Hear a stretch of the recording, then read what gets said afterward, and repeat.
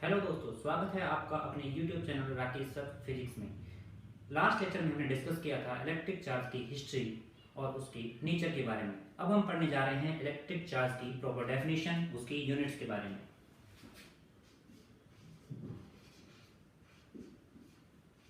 विद्युत आवेश।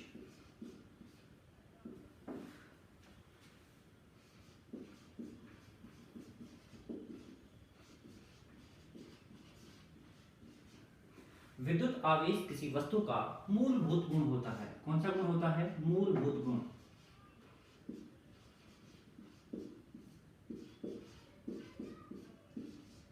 Means fundamental property.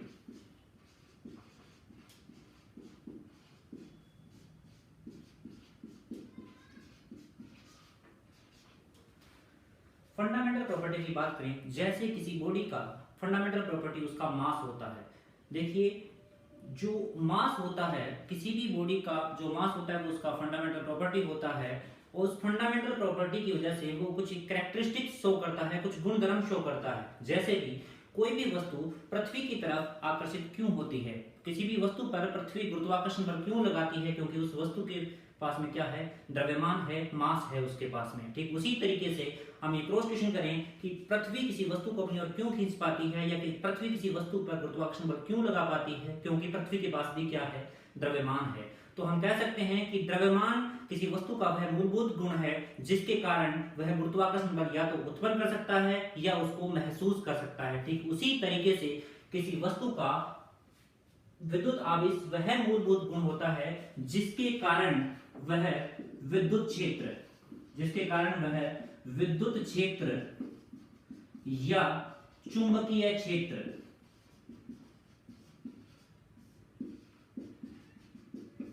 या दोनों को उत्पन्न कर सकता है, दोनों को उत्पन्न कर सकता है या इनका अनुभव कर सकता है, महसूस कर सकता है इनको।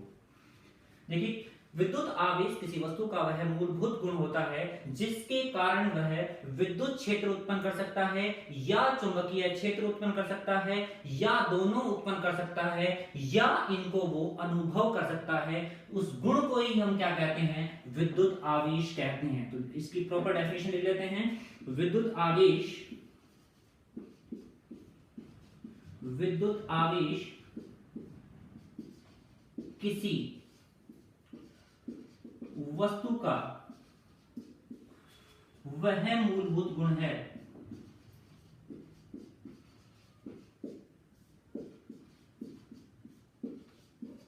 जिसके कारण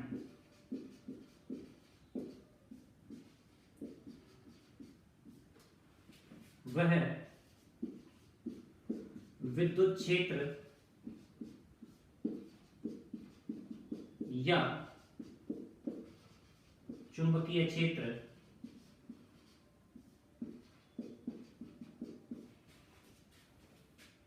या दोनों को उत्पन्न कर सकता है या इनका अनुभव कर सकता है।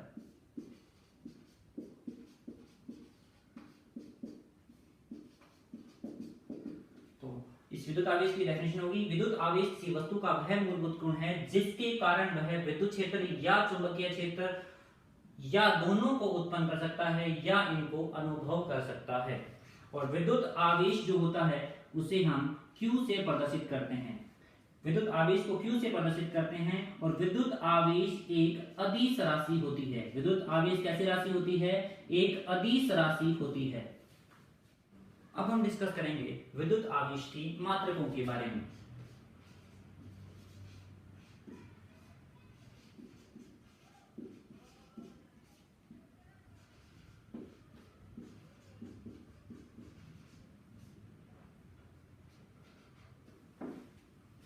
देखिए, विद्युत आवेश को विद्युत धारा के पदों में परिभाषित किया जा सकता है, क्योंकि हम जानते हैं कि विद्युत धारा आवेश प्रवाह की दर होती है।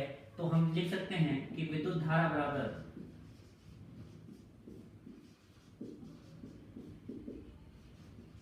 आवेश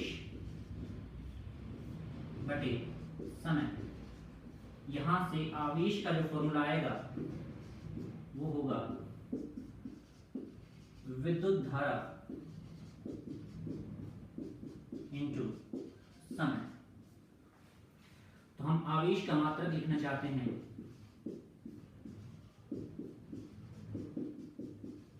इसके लिए हमें विद्युत धारा के मात्रक की आवश्यकता होगी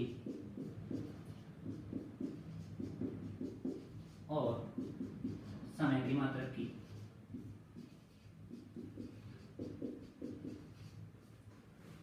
क्योंकि हम जानते हैं कि विद्युत धारा का एसआई मात्रक एम्पीयर होता है और समय का मात्रक सेकंड होता है। तो यहां से आवेश का मात्रक निकल के आता है ampere into second, ampere into second. इसी को एसआई करते में कूलाम कहते हैं। कूलाम जिसे कैपिटल सी से प्रदर्शित करते हैं, और ये जो मात्रक है कूलाम की ऑनर में दिया गया है। एसआई मात्रक जो होगा आवेश का वो कौन सा होगा? कूलाम। इसे अपने कैपिटल सी से प्रदर्शित करेंगे। अब हम बात करते हैं इसकी सीजीएस मात्रक की। विद्युत आवेश का सीजीएस मात्रक स्टेट कूलाम होता है।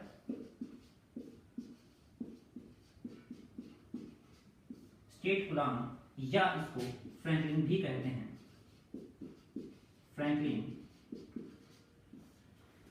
एक पॉपुलर नेम और है, वो है ESU, इलेक्ट्रोस्टैटिक यूनिट।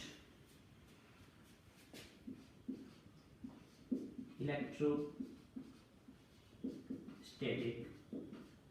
यूनिट, स्थिर विद्युत इकाई।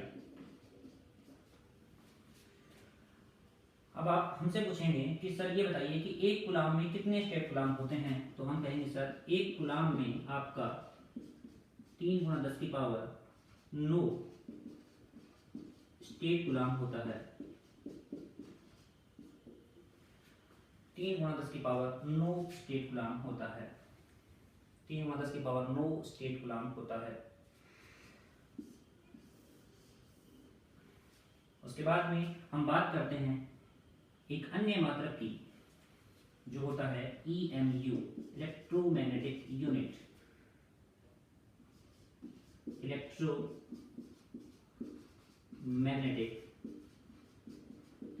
यूनिट, स्थिर चुंबकीय इकाई। और एक EMU में आपके 10 कूलाम होते हैं। एक EMU में आपके 10 कूलाम होते हैं। और आपसे पूछा जाए कि सर आवेश का सबसे बड़ा मात्रक कौन सा होता है? तो आवेश का सबसे बड़ा मात्रक होता है फैराडे।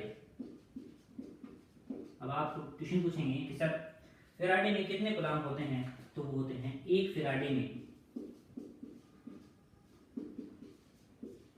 96,500 कूलाम होते हैं।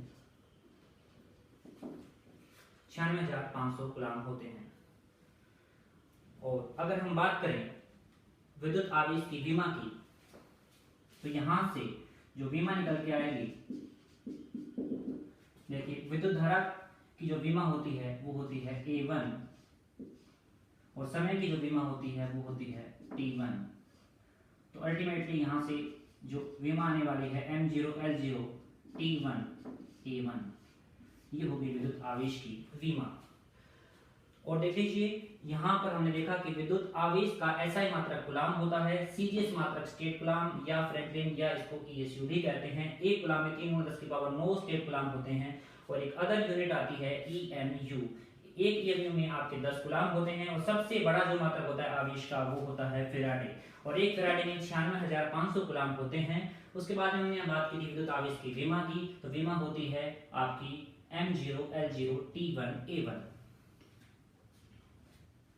अब हम डिस्कस करेंगे आवेशित वस्तु के बारे में। आवेशित वस्तु किसे कहते हैं? तो आवेशित वस्तु वह वस्तु होती है जिस वस्तु पर घर्षण के बाद इलेक्ट्रॉनों की या तो अधिकता हो जाती है या इलेक्ट्रॉनों की कमी आ जाती है, उस वस्तु को हम क्या कहते हैं?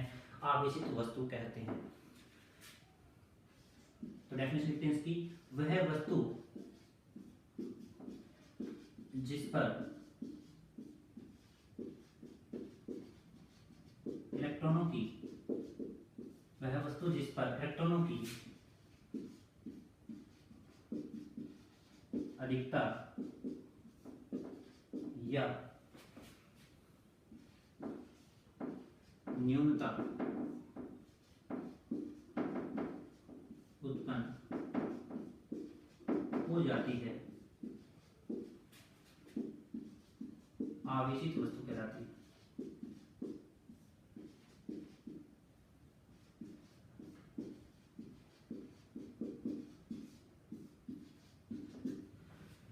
आवेशित वस्तु कौन सी वस्तु होती है? वह वस्तु जिस पर इलेक्ट्रॉनों की अधिकता या न्यूनता उत्पन्न हो जाती है, वह वस्तु आवेशित वस्तु कहलाती है। उसके बाद में हम डिस्कस करेंगे अनावेशित वस्तु के बारे में।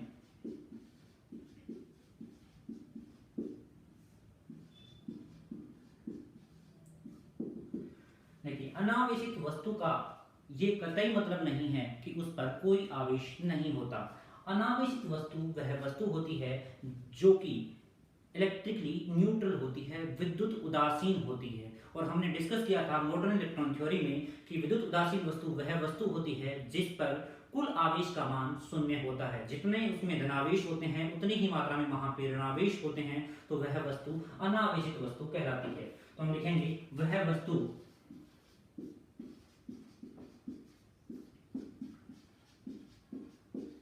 जिसमें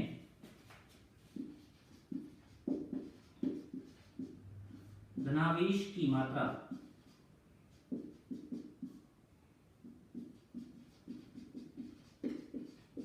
ऋणावेश की मात्रा के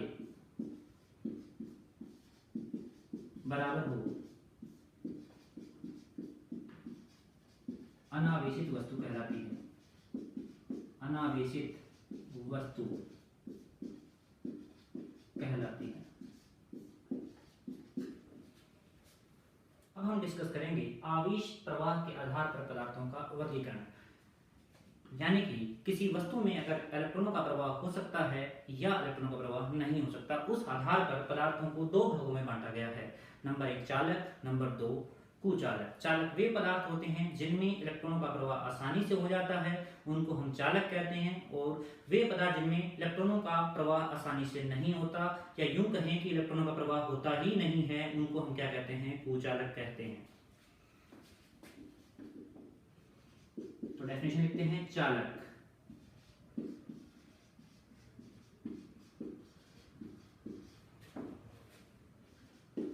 वे पदार्थ जिनमें से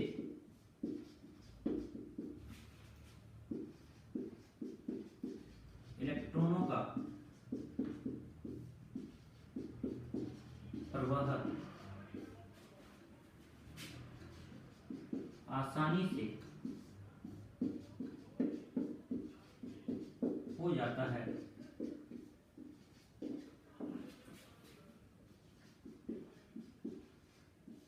चालक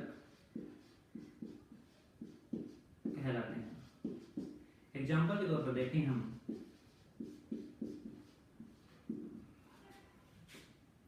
तो सबसे बेस्ट होती है चांदी, सोना,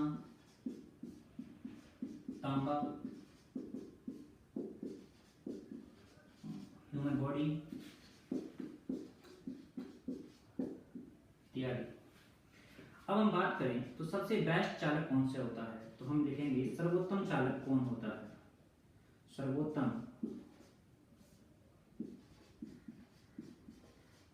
चालक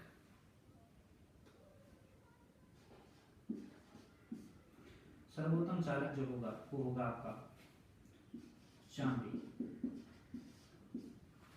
तो सर्वोत्तम चालक कौन होता है? तो वो होता है चांदी।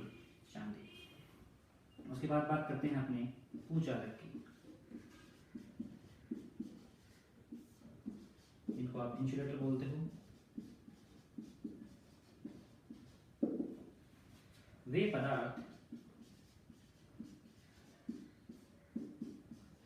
जिनमें से इलेक्ट्रॉनों का प्रवाह नहीं होता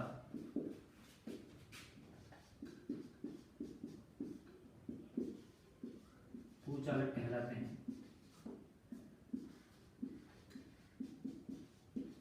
कुचालक कहलाते हैं। एग्जाम्पल के तौर पर देखें हम तो आपका रबर,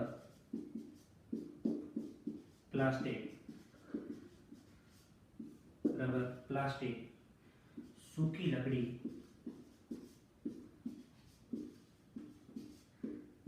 पीवीसी की बात कर लेते हैं, पॉलीविनाइल क्लोराइड, पीवीसी, ये सब क्या होते हैं? कुचालक होते हैं। अब हम डिस्कस करेंगे आवेशों के गुणधर्मों के बारे में, basic properties of electric charge.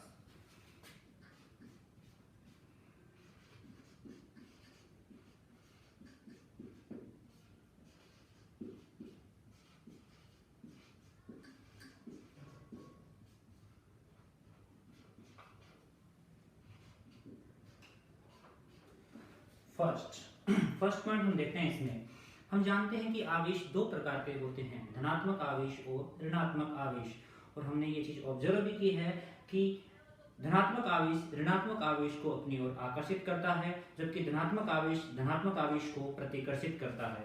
तो हम इस चीज को यूं समझने की कोशिश करते हैं कि अगर आपके पास एक धनात्मक आवेश है एक वस्तु पर और दूसरी वस्तु पर भी धनात्मक आवेश है, बताइए इनके बीच में कौन सा बल लगेगा? आकर्षण बल लगेगा या प्रतिकर्षण बल? तो आपका जवाब होगा सर प्रतिकर्षण बल। उसके बाद में मैं आपसे पूछता हूं सर, यहाँ किसी वस्तु पर ऋणात्मक आवेश है, दूसरी वस्तु पर भी ऋणात्मक आवेश है, तो यहाँ भी कौन सा बल लगेगा? प्रतिकर्षण बल लगेगा। इस प्रकार के सेट्स को, इस प्रकार की वस्तुओं को हम कौन सी वस्तुएं कहते हैं? सहजातीय आवेश वाली वस्तुएं कहते हैं। सहजातीय आवेश वाली वस्तुएं। और हम जानते हैं कि अगर एक वस्तु पर धनात्मक आवेश है और दूसरी वस्तु पर ऋणात्मक आवेश है तो उनके मध्य कौन सा बल लगेगा? तो आपका जवाब होगा सर उनके मध्य कौन सा बल लगेगा? आकर्षण बल लगेगा। अगर मान लो पहली वस्तु पर माइनस आवेश है, दूसरी वस्तु पर प्लस आवेश है, तो बताइए उनके बीच में कौन सा बल लगेगा? अब भी वहां पर कौन सा बल लगेगा? आकर्षण बल लगेगा। तो हम इस प्रकार के सेट्स को, इन प्रकार की वस्तुओं को कौन सी वस्तुएं कहते हैं? विजातीय आवेश वाली वस्तुएं। विजातीय आवेश वाली वस्तुएं। तो हम समझ गए कि सहजातीय आवेशों में क्या होता है? प्रतिकर्षण होता है, और विजातीय वस्तुओं में क्या होता है? आकर्षण होता है। तो हमारा जो पहला पॉइंट ये है कि समान आवेश एक दूसरे को क्या करते हैं? प्रतिकर्षित करते हैं, तथा विपरीत आवेश एक दूसरे को क्या करते हैं? आकर्षित करते हैं। नोट करते हैं इस बात को।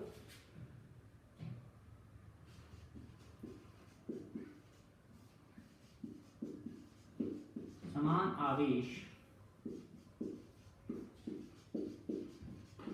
एक दूसरे को प्रतिकर्षित एवं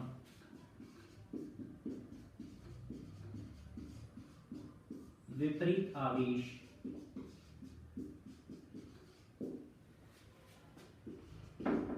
एक दूसरे को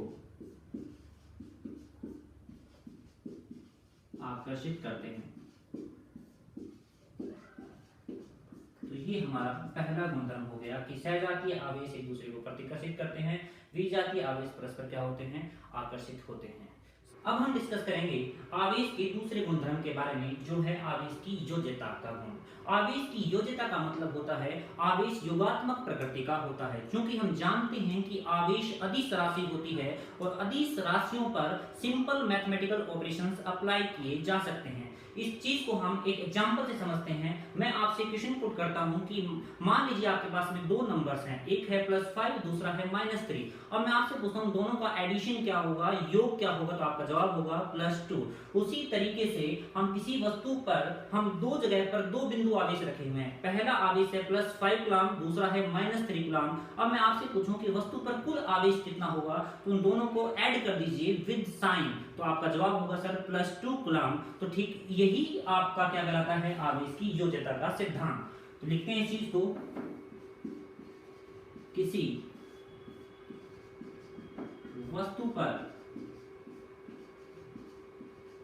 कुल आवेश का मान वस्तु के विभिन्न भागों पर उपस्थित आवेशों के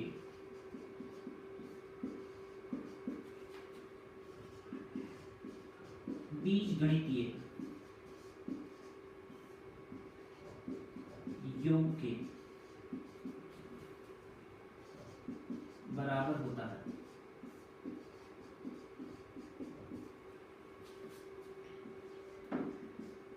इसे ही आवेश की योग्यता का सिद्धांत कहते हैं। इसको एक सिंपल से एग्जांपल से समझते हैं। मान लीजिए आपके पास में एक सिस्टम है, एक निकाय है। इस निकाय पर इस जगह पर +5 कूलम चार्ज रखा हुआ है, इस जगह पर आपका -3 कूलम चार्ज रखा हुआ है, यहाँ पर आपका -8 कूलम चार्ज रखा हुआ है। अब मैं आपसे पूछता हूँ कि इस निकाय पर कुल आवेश का मान कितना होगा। तो मैं आपसे पूछूं कुल आवेश का मान कितना होगा, तो आप कहोगे sir net charge Q equal to होगा आपका, सभी को विद साइन ऐड कर दीजिए, +5 कूलम -3 कूलम -8 कूलम, तो आपका होगा 11 और 5 यहाँ पे आ गया -6 कूलम। तो आप कहोगे सर उस वस्तु पर -6 कूलम आवेश उपस्थित होगा। यहाँ पर देखिए आवेशों का योग तो हुआ है, बट यहाँ पर चिन्ह सहित हुआ है। अगर धनात्मक आवेश है तो चिन्ह प्लस लिया जाएगा, और ऋणात्मक आवेश है तो यहाँ पे कौन सा साइन लिया गया है, माइनस साइन लिया गया है। तो ये आपका हो गया आवेश की योज्यता का सिद्धांत। अब हम डिस्कस करेंगे आवेश के तीसरे गुणधर्म के बारे में, जो है आवेश संरक्षण का नियम। देखिए इस नियम के अनुसार किसी विलगित निकाय का कुल आवेश आपका हमेशा नियत रहता है। इस चीज को हम एक सिंपल एग्जांपल से समझते हैं। मान लीजिए आपके पास में एक ग्लास रोड है,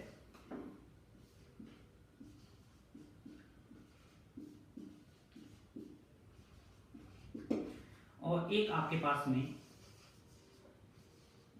सिल्क क्लॉथ, रेशम का कपड़ा, सिल्क है आपके पास में। अब देखिए सामान्य अवस्था में हमने कहा था कि कोई भी पदार्थ इलेक्ट्रिकली न्यूट्रल होता है, विद्युत उदासीन होता है। इसका मतलब कांच की छड़ पर न तो इलेक्ट्रॉनों की अधिकता है और न ही न्यूनता। इसी तरीके से सिल्क पर भी क्या है, न तो आवेशों की अधिकता है और न ही क्या है, न्यूनता। कुल आवेश का मान यहाँ भी 0 है। अतः इन दोनों वस्तुओं को हम कैसी वस्तु मान सकते हैं, अनावेशित वस्तु मान सकते हैं। अब हमने क्या किया, दोनों को रगड़ा आपस में। रगड़ने से हमने सपोज किया कि इन दोनों को जब हम रगड़ते हैं तो हम देखते हैं कि ये जो आपकी कांच की छड़ है, ये जो कांच की छड़ है, इससे मान लेते हैं 2 इलेक्ट्रॉन ट्रांसफर हो गए सिल्क पर। कितने इलेक्ट्रॉन ट्रांसफर हो गए, 2 इलेक्ट्रॉन ट्रांसफर हो गए। और 2 इलेक्ट्रॉनों के ट्रांसफर होने की वजह से इसके ऊपर कितना चार्ज आ गया, 2 इलेक्ट्रॉनों की कमी के कारण इस पर कितना आवेश आया, +2e। और सिल्क पर कितना आ गया, -2e। यहाँ इस कंडीशन में इस पर कितना आवेश था, 0 था, और इस पर भी कितना था, 0। तो यहाँ पर आपका घर्षण करने से पहले कुल आवेश का मान कितना था, 0 था। और इस कंडीशन में इस पर +2e है और इस पर कितना है, -2e। और इन दोनों को अब ऐड करेंगे आवेश की योगात्मक सिद्धांत के अनुसार, तो कुल आवेश का मान यहाँ भी क्या मिलेगा, आपको 0 मिलेगा। तो हम कह सकते हैं कि किसी विलगित निकाय के लिए, किसी विलगित निकाय के लिए कुल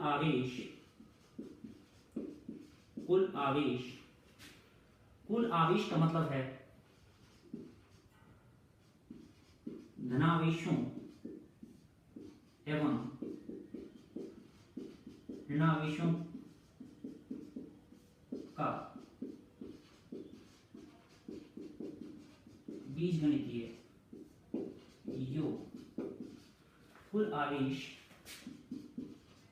नियत रहता है। यही आपका आवेश संरक्षण का नियम है।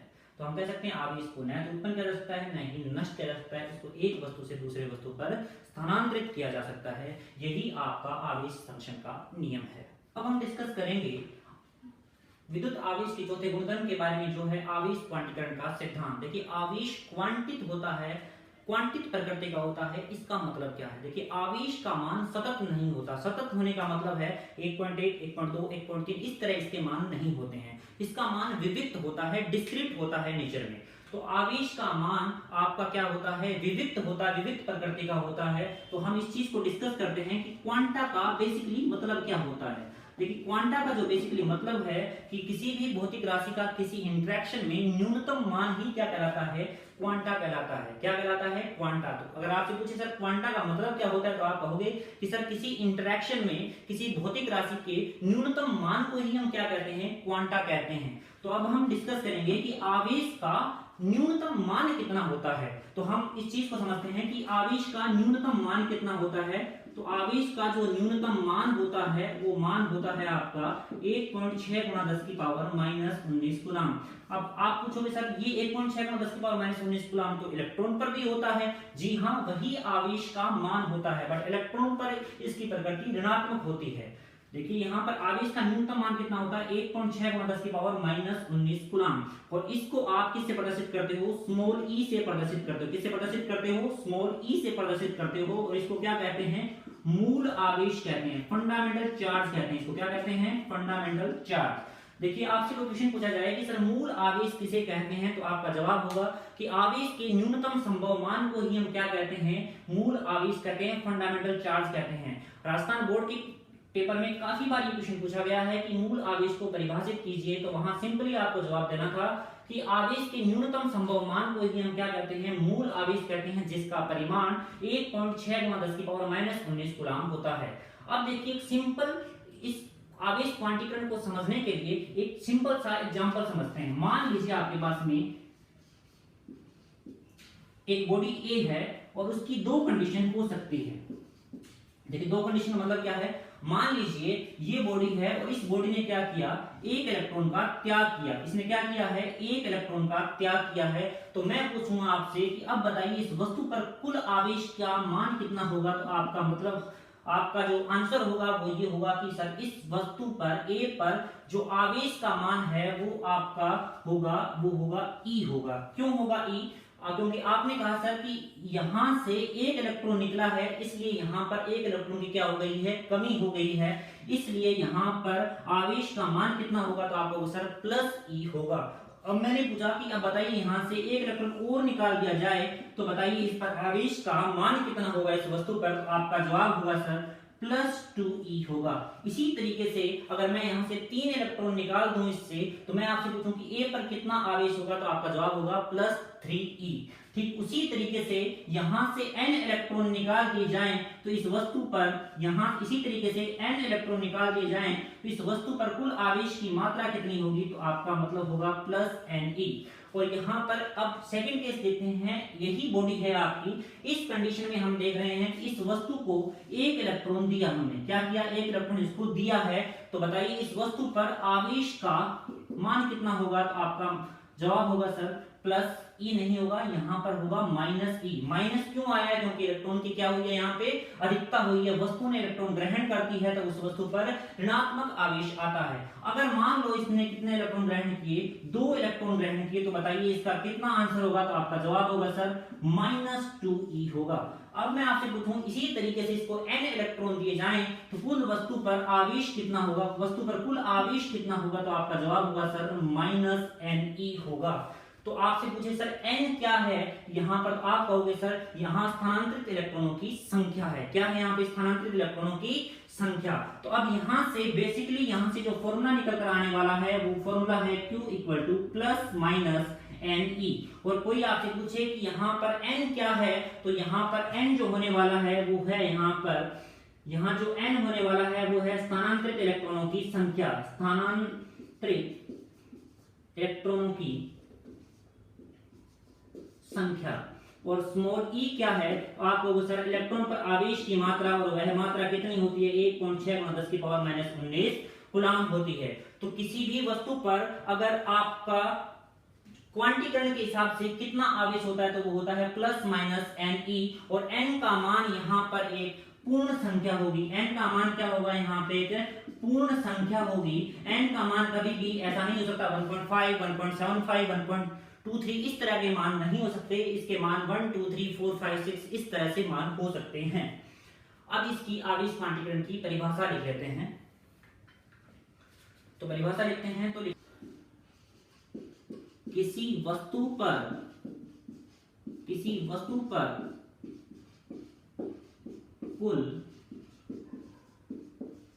आवेश का मान, किसी वस्तु पर कुल आवेश का मान मूल आवेश का पूर्ण गुणज होता है, पूर्ण गुणज होता है। और इसको मैथमेटिकली अगर रिप्रेजेंट करना चाहें इस नियम को, तो हम कहेंगे Q equal to plus minus n e, और जहां पर n क्या है, तो n है यहाँ पर स्थानांतरित इलेक्ट्रॉनों की संख्या, स्थानांतरित इलेक्ट्रॉनों की संख्या, जो कैसी होती है, पूर्ण होती है। क्या होती है वो, पूर्ण संख्याएं होंगी। क्या होगी वो, पूर्ण संख्याएं होंगी। और ई क्या है, ई होता है मूल आवेश। ई क्या होता है, मूल आवेश, और मूल आवेश का मान हम जानते हैं 1.6 × 10⁻⁻19 ग्राम होता है। अब हम डिफाइन कर देते हैं मूल आवेश किसे कहते हैं। तो आपसे कोई पूछे सर मूल आवेश किसे कहते हैं, तो आप क्या कहोगे, आवेश के न्यूनतम संभव मान को मूल आवेश कहते हैं।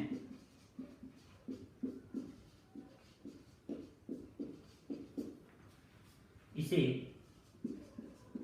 स्मॉल ई से प्रदर्शित करते हैं, जहां पर ई बराबर कितना होता है 1.6 × 10⁻⁻19 गुना।